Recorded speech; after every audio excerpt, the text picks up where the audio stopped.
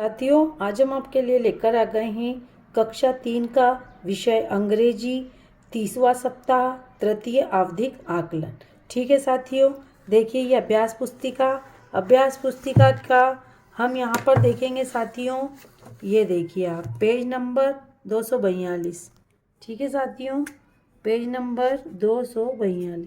अब यहाँ पर ये ओरल असेसमेंट शीट है, यानी मौखिक आकलन हमको बच्चों का मौखिक पूछना है।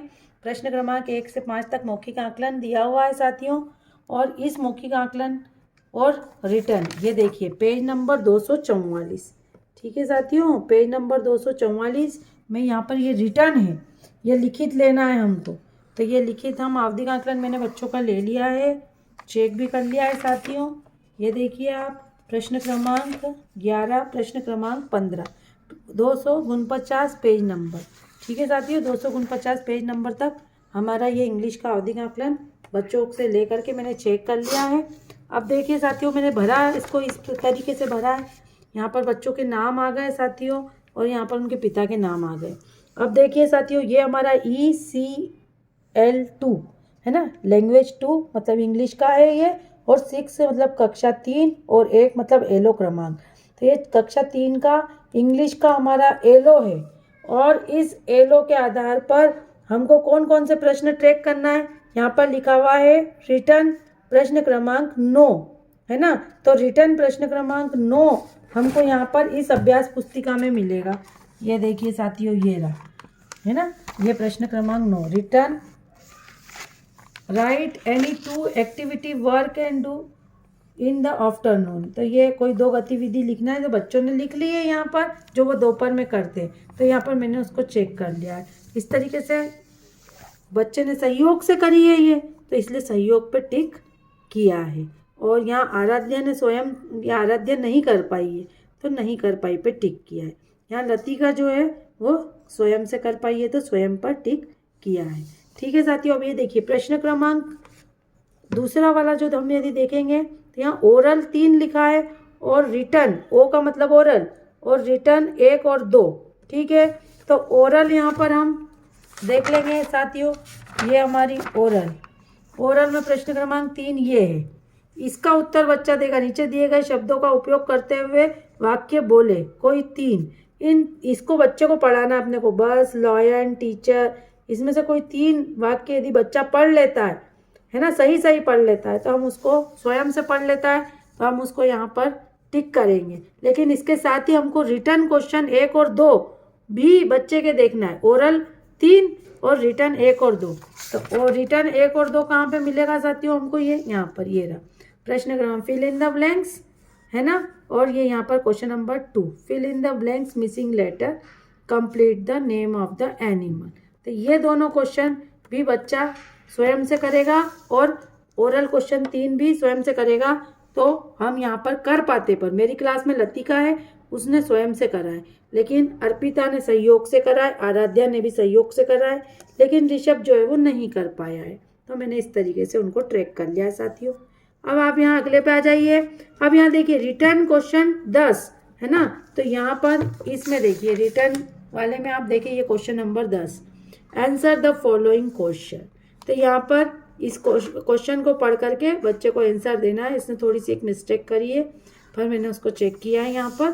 और यहाँ पर बच्चे ने सहयोग से करा है, अर्पिता ने तो सहयोग पर टिक कर दिया है, ऋषभ नहीं कर पाया है, और लक्षिता और लतिका जो है वो कर पाई है। तो इस तरीके से मैंने निशान लगाया साथियों।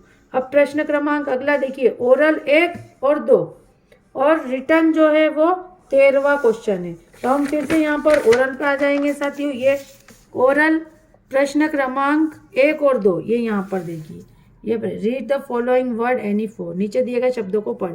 इन शब्दों को बच्चा पढ़ेगा, डीप, किंग, लॉक, डांस, कोई 4 शब्द इन शब्दों में से यदि सही पढ़ देगा तो हम उसको ट्रेकर में ट्रैक करेंगे।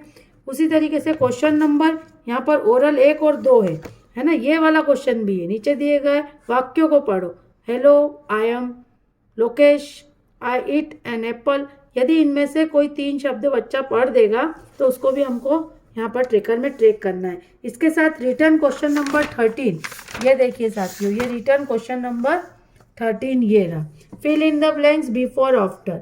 Tuesday come after Monday.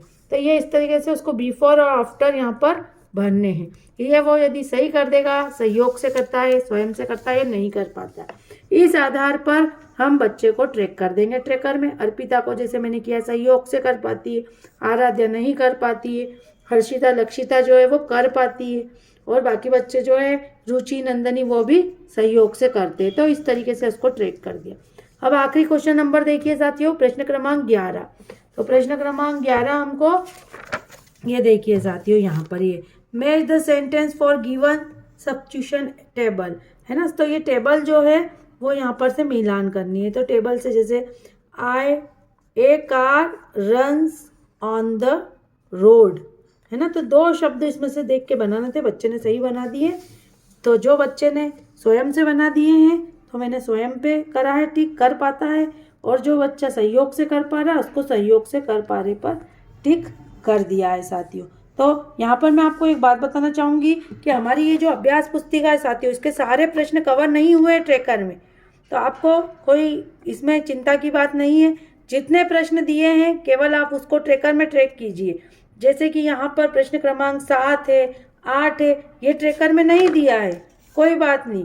यहाँ पर प्रश्न क्रमांक 5 है, वो भी नहीं दिया है ट्रैकर में। प्रश्न क्रमांक 4 भी नहीं दिया है। प्रश्न क्रमांक 3 भी ट्रैकर में यहाँ पर नहीं दिया है। तो जो प्रश्न आपको ट्रैकर में दिए हैं आप उन ट्रैकर में चेक करके, आपको चेक तो इसमें सारे क्वेश्चन लेना है, ठीक है। आवधिक आकलन आपको सारे प्रश्न का लेना है, लेकिन आपको ट्रैकर में ट्रैक जो है इसमें से देख करके केवल इन्हीं प्रश्नों को ट्रैक करना है जो कि आपको ट्रैकर में दिए गए हैं साथियों। तो यदि ये जानकारी आपको अच्छी लगी साथियों तो चैनल को सब्सक्राइब जरूर कीजिए। इससे संबंधित यदि आपको कोई भी डाउट्स हो तो आप कमेंट्स बॉक्स में कमेंट्स जरूर कीजिए। वीडियो को लाइक एंड शेयर करना मत भूलिए। मिलते हैं नेक्स्ट वीडियो में। Bye bye.